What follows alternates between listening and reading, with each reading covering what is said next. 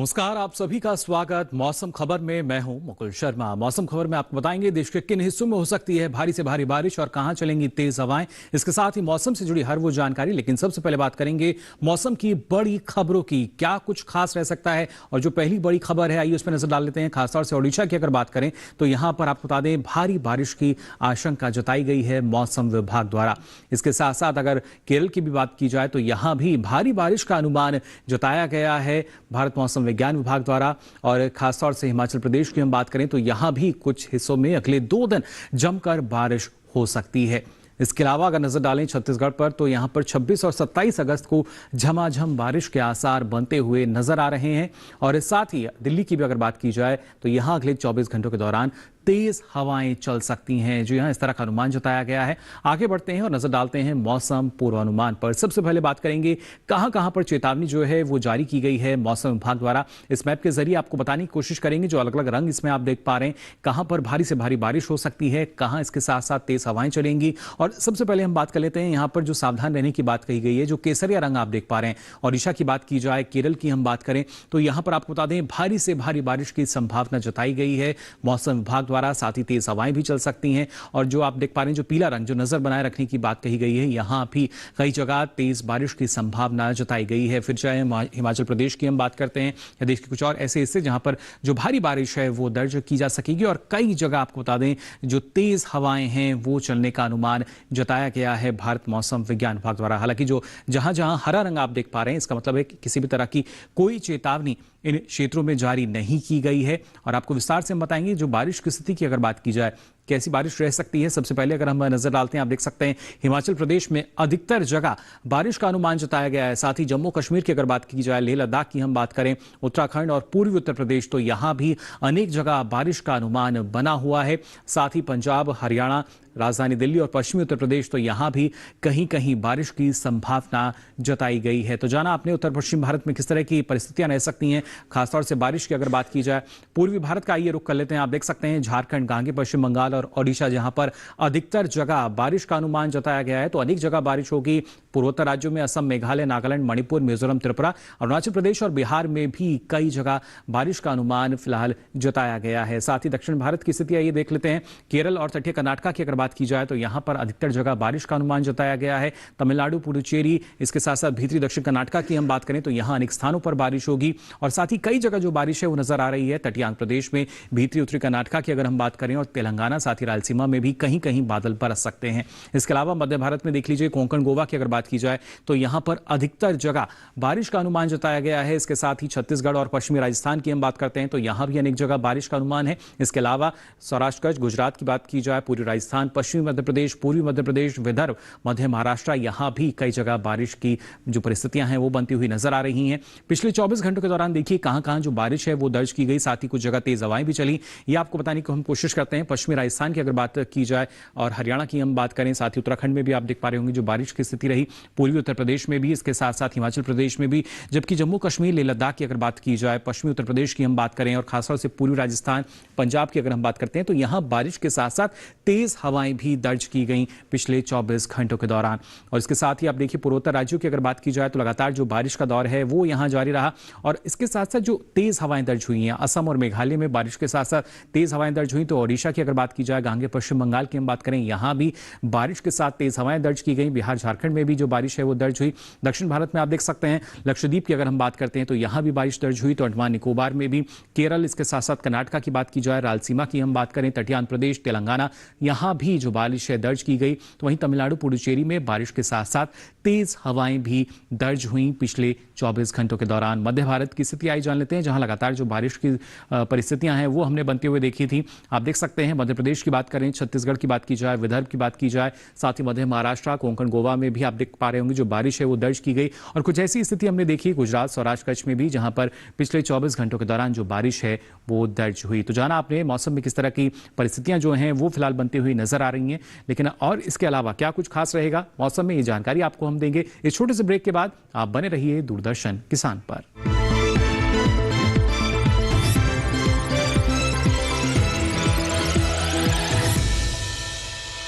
लहलहाती फसल, भरे पूरे खेत खलिहान, हर किसान का बस यही अरमान, लेकिन प्रकृति पर किसका जोर? कभी बारिश, कभी बिजली, कभी ओला, कभी सूखा, तो कभी कीट पतंग का प्रकोप कर दे नुकसान कमर तोड़। भैया खेती में तो जोखम रहता ही है, अब क्या करें? अब प्रकृति का कोनो उपाय है का? प्रकृति का तो नहीं, मगर नुकसान का उपाय है। अच्छा, हाँ, AIC से फसल बीमा। फसल बीमा? मतलब मामूली सा प्रीमियम दो और बड़ी चिंता से मुक्ति पाओ। अरे वाह! AIC से अपनी जरूरत अनुसार कोई फसल बीमा चुने, जैसे प्रधानमंत्री फसल बीमा योजना। बुआई से लेके कटाई तक प्राकृतिक आपदा से सुरक्षित रहे किसान। भरपाई हो पूरी अगर फसल का हो नुकसान, जब AIC का है साथ तो ना डर ना फिक्र की बात। Agriculture insurance company of India limited. AIC।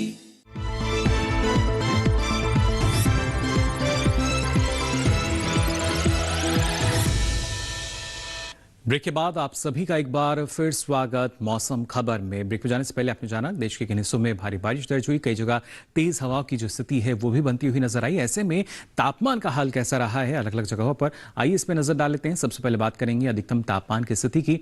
आप देख सकते हैं यहाँ पर अरुणाचल प्रदेश, असम, मेघालय की अगर हम बात करें, गांगे पश्चिम बंगाल की बात की जाए तो यहाँ पर अधिकतम तापमान जो है सामान्य के मुकाबले 3.1 से 5 डिग्री सेल्सियस अधिक यानी ज्यादा दर्ज किया गया पिछले 24 घंटों के दौरान। अगर सामान्य तापमान के मुकाबले हम देखते हैं तो इसमें इजाफा दर्ज किया गया है। इसके साथ ही आप देख सकते हैं यहाँ पर जम्मू कश्मीर की बात की जाए, लेह लद्दाख की हम बात करें, हिमाचल प्रदेश, पंजाब, हरियाणा, राजधानी दिल्ली, उत्तर प्रदेश, उत्तराखंड, तो यहाँ भी जो अधिकतम तापमान है ये करीब 1.6 से 3 डिग्री सेल्सियस अधिक दर्ज किया गया है। जो यहाँ पिछले 24 घंटों के दौरान सामान्य तापमान के मुकाबले जो इजाफा है अधिकतम तापमान में इन तमाम क्षेत्रों में यहाँ पर देखा गया है।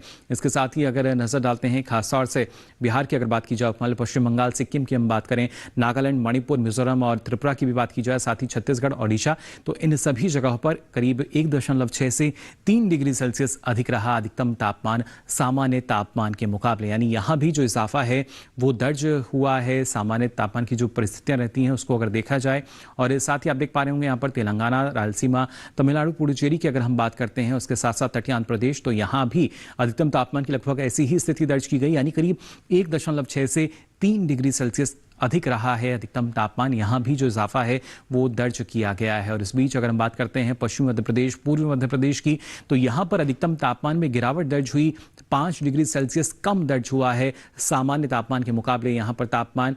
जबकि अगर हम बात की जाए राजस्थान की, तो आप देख सकते हैं पश्चिमी राजस्थान, पूर्वी राजस्थान, तो यहाँ करीब 3.1 से 5 डिग्री सेल्सियस कम दर्ज हुआ अधिकतम तापमान सामान्य तापमान के मुकाबले पिछले 24 घंटों के दौरान। और खासतौर से अगर बात की जाए केरल की, तो देख सकते हैं आप यहाँ भी करीब 1.6 से 3 डिग्री सेल्सियस कम दर्ज किया गया अधिकतम तापमान सामान्य तापमान के मुकाबले। और इसके साथ ही अगर हम सबसे अधिक तापमान की बात करते हैं तो आप देख सकते हैं उपमहाद्वीप पश्चिम बंगाल, सिक्किम के कूच बिहार और बागडोगरा में दर्ज किया गया और अधिकतम तापमान रहा 38.2 डिग्री सेल्सियस। जी हाँ, ये यहाँ पर दर्ज हुआ। न्यूनतम तापमान की स्थिति आइए जान लेते हैं। उपमहाद्वीप पश्चिम बंगाल और सिक्किम की अगर बात की जाए तो न्यूनतम तापमान यहाँ पर 3.1 से 5 डिग्री सेल्सियस अधिक दर्ज किया गया है। न्यूनतम तापमान में जो इजाफा है वो यहाँ पर दर्ज किया गया है पिछले 24 घंटों के दौरान। लगातार जो परिस्थितियां हैं उसमें किस तरह का बदलाव आया है तापमान में, इसकी जानकारी आपको हम दे रहे हैं। और खासतौर से पंजाब की हम बात कर रहे हैं, हरियाणा, राजधानी दिल्ली, उत्तर प्रदेश, साथ ही उत्तराखंड, तो यहाँ भी आप देख पा रहे होंगे जो न्यूनतम तापमान है करीब 1.6 से 3 डिग्री सेल्सियस अधिक दर्ज किया गया कुछ जगह। इसके साथ ही अगर बात की जाए पूर्वी भारत में, आप देख सकते हैं अरुणाचल प्रदेश, असम, मेघालय और वहीं बिहार, गांगे पश्चिम बंगाल में भी 1.6 से 3 डिग्री सेल्सियस अधिक दर्ज किया गया न्यूनतम तापमान पिछले 24 घंटों के दौरान सामान्य तापमान के मुकाबले। अंडमान निकोबार की अगर बात की जाए तो आप देख सकते हैं यहाँ भी करीब 1.6 से 3 डिग्री सेल्सियस का इजाफा जो है वो न्यूनतम तापमान में दर्ज किया गया पिछले 24 घंटों के दौरान। यानी यहाँ भी जो तापमान है वो ज्यादा दर्ज किया गया। इसके अलावा अगर बात कर लेते हैं खासतौर से यहाँ पर तेलंगाना, तटीय आंध्र प्रदेश की, तो आप देख सकते हैं यहाँ भी ये 1.6 से 3 डिग्री सेल्सियस अधिक दर्ज हुआ है। जहाँ न्यूनतम तापमान जो है उसमें इजाफा देखने को मिला है इन क्षेत्रों में। और इसके साथ ही अगर बात की जाए खासतौर से पूर्वी मध्य प्रदेश की, तो यहाँ पर आप देख सकते हैं ये 3.1 से 5 डिग्री सेल्सियस कम दर्ज किया गया, यानी गिरावट जो है वो यहाँ देखी गई है न्यूनतम तापमान में सामान्य तापमान के मुकाबले। और खासतौर से तमिलनाडु पुडुचेरी की हम बात करें तो यहाँ भी 3.1 से 5 डिग्री सेल्सियस की जो गिरावट है वो दर्ज हुई न्यूनतम तापमान में सामान्य तापमान के मुकाबले। जबकि हम राजस्थान की बात करें और पश्चिमी मध्य प्रदेश की बात करें तो यहाँ भी 1.6 से 3 डिग्री सेल्सियस कम रहा है न्यूनतम तापमान पिछले 24 घंटों के दौरान सामान्य तापमान के मुकाबले, यानी जो गिरावट है यहाँ भी दर्ज हुई है। इसके अलावा सबसे कम तापमान जो है वो आप देख सकते हैं पूर्वी मध्य प्रदेश के मंडला में दर्ज हुआ और यहाँ तापमान रहा 19.5 डिग्री सेल्सियस। तो जाना आपने किस तरह का जो बदलाव है वो अधिकतम और न्यूनतम तापमान में दर्ज हुआ है। लेकिन देश भर के अगर हम प्रमुख शहरों को देखते हैं वहां पर किस तरह की परिस्थितियां रही हैं अधिकतम और न्यूनतम तापमान की, आइए इस पर भी डालते हैं नजर।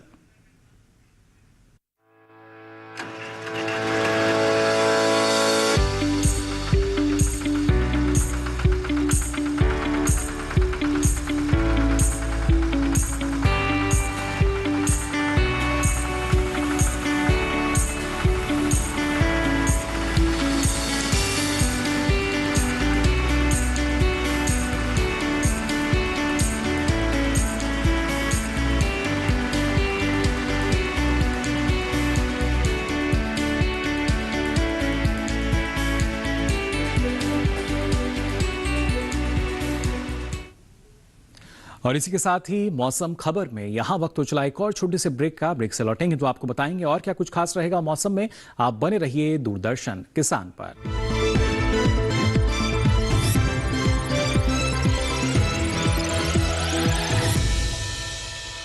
जानेंगे क्या है किसानों का हाल, हम पहुंचेंगे आपके गांव, मिलेगा सरकारी योजनाओं का ज्ञान, जब लगेगी चौपाल। देखिए चौपाल चर्चा सोमवार से शुक्रवार सुबह 9 बजे सिर्फ दूरदर्शन किसान पर।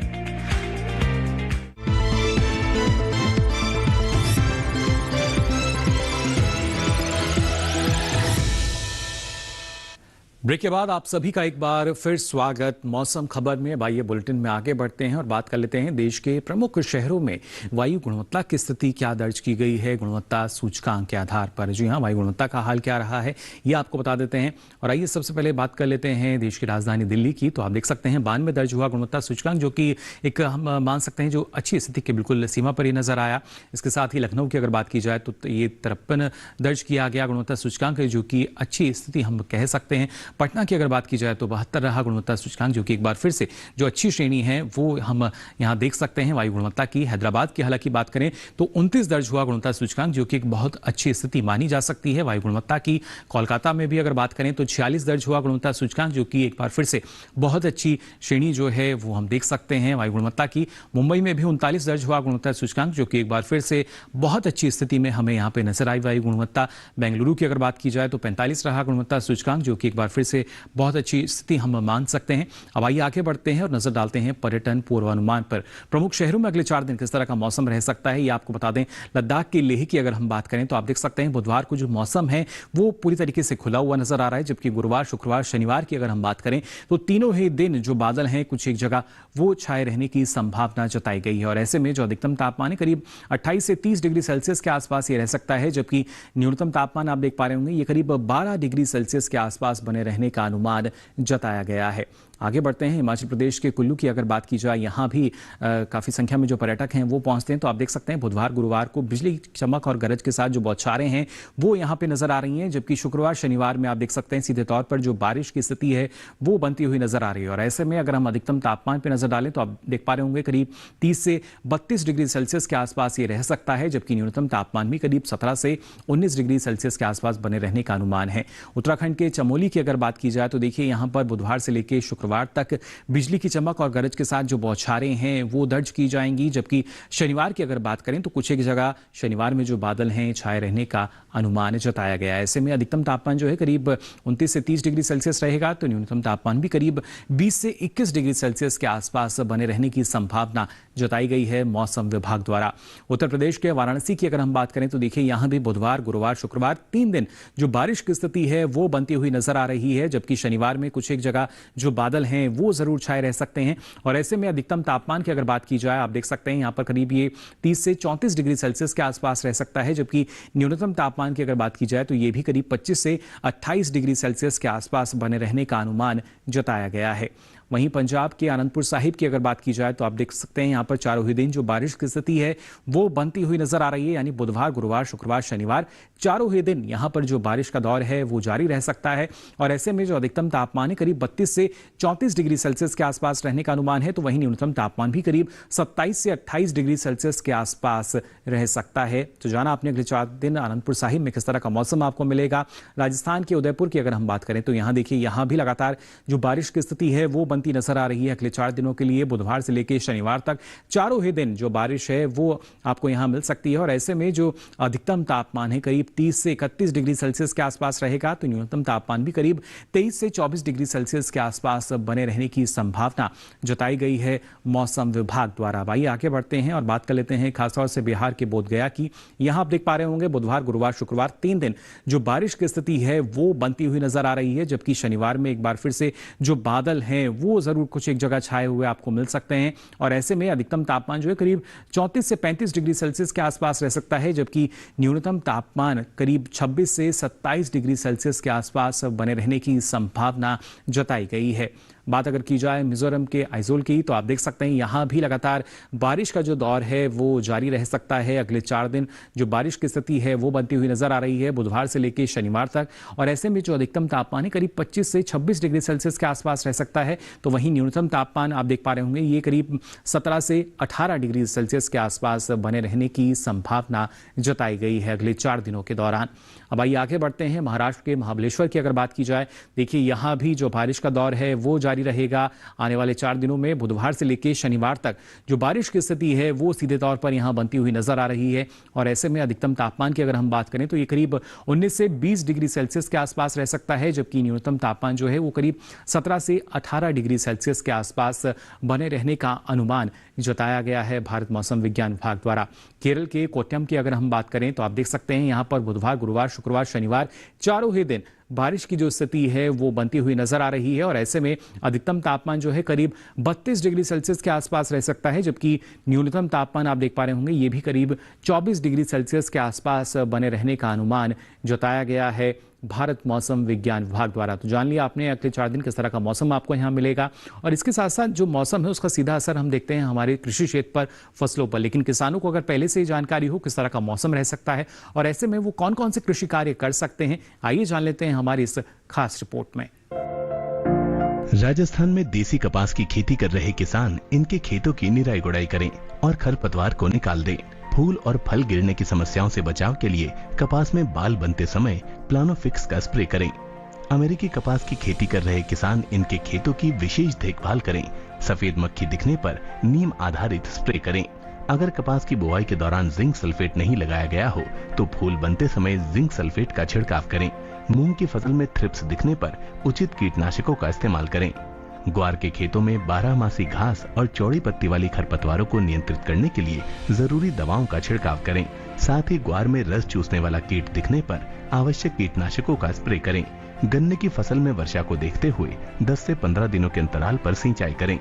गन्ने की फसल में तना बेधक दिखाई देने पर 3% फोरोडोन डस्ट का इस्तेमाल करें। इस समय यहाँ किन्नू के बाग लगाए जा सकते हैं। किन्नू के बागों की समय समय पर निराई गुड़ाई करें और समय समय पर खरपतवार को भी हटाते रहें। मध्य प्रदेश के नर्मदा के मध्यवर्ती इलाकों में सोयाबीन और मक्के की बुआई की जा सकती है। खेतों में जल निकासी की व्यवस्था करें। खरपतवारों को हटा दें। फसल में कीट या रोग दिखने पर उचित दवाओं का स्प्रे करें। गुजरात के पंचमहल में मूंग में फली बेधक के लिए उचित दवा का छिड़काव करें। यहाँ भिंडी के पौधों में लीफ हॉपर का हमला हो सकता है। खेत की निगरानी करते रहें और वैज्ञानिक सलाह से दवाओं का स्प्रे करें। तो जाना आपने अलग अलग राज्यों में कौन कौन से कृषि कार्य आप फिलहाल अभी कर सकते हैं। आइए आगे बढ़ते हैं और आज की फसल में आपको जानकारी देते हैं गाजर की खेती के बारे में, कौन कौन सी इसकी उन्नत किस्में हैं और उसके साथ ही किस तरह की सावधानी अपनाकर इस मौसम में भी आप अच्छी उपज ले सकते हैं। आइए जान लेते हैं हमारी इस खास रिपोर्ट में।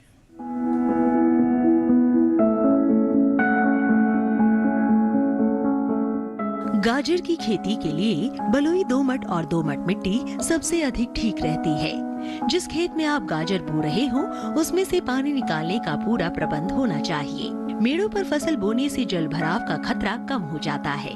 1 हेक्टेयर के लिए 5 से 6 किलो बीज पर्याप्त होते हैं। बोने से पहले खेत की मिट्टी को भुरभुरा बना ले।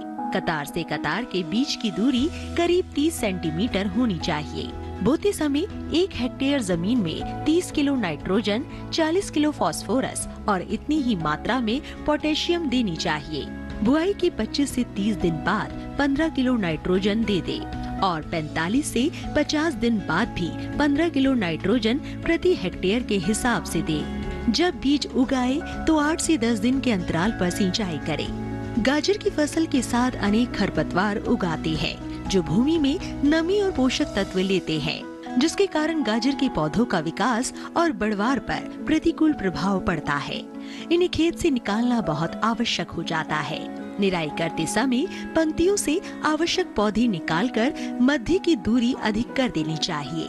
साथ ही बढ़ी हुई जड़ों में हल्की निराई गुड़ाई करते रहना चाहिए। गाजर की फसल पर मुख्य रूप से छोटे छोटे कीड़े मकोड़ों का प्रकोप होता है। इसकी रोकथाम के लिए नीम का काढ़ा पंप की मदद से 10 से 15 दिन के अंतराल पर छिड़काव करें।